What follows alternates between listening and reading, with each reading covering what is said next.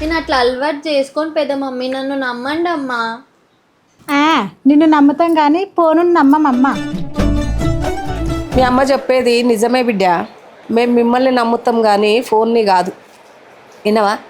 మేమేమో మా పిల్లలు మేము చెప్పినట్టు వింటారు, మా పిల్లలు అట్లా చెయ్యరు అని మేమేమో ఇట్లా అనుకుంటాం. పిల్లలేమో ఇవాళ రేపు నువ్వని కాదు ఇవాళ రేపు పిల్లలే అట్లుర్రు. వినవా?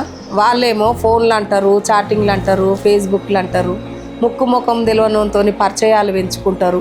విన్నమా? వాడేదో 4 మాటలు చెప్పంగానే అన్నీ వాడే అనుకుంటారు. కన్న తల్లిదండ్రులనేమో పక్కకు పెడతారు. వాళ్ళేమో పగోళ్ళు అయిపోతారు, బయటోడేమో ప్రేమగల్లోడు అయిపోతాడు. సరే అట్లనన్నా చేసుకొని మంచిగా సుఖపడతారు, బాగుపడతారు అనుకుందామా? వాడు పెళ్ళైన 4 రోజులు కూడా కాదు, వాడు పామయ్య కాటేసేదాకా వీళ్ళకు సోయి ఉండదు. వినవా? ఎట్లా నమ్మమంటావు చెప్పు? మా కాలేజ్లో మా ఫ్రెండ్స్ అందరు పేరెంట్స్ ఫోన్ కొనిపిస్తారు, నీకు మీ పేరెంట్స్ ఇప్పియారా అని అడుగుతున్నారు. వాళ్ళు అడిగినప్పుడు నాకు ఏం చెప్పాలో అర్థమైతలేదు. మీకేమో ఎంత చెప్పినా అర్థం కాదు. మీ కాలేజీలో అందరికి ఏం చెప్పాలో అర్థమవుతలేదు అంటున్నావు కదా బిడ్డ. కాలేజీ మానే అప్పుడు ఎవరికి ఏం చెప్పని అవసరం ఉండదు కదా. ఊకో మనసా, వాళ్ళతో నీకెందుకో, ఫస్ట్ నువ్వు మంచి చదువుకో.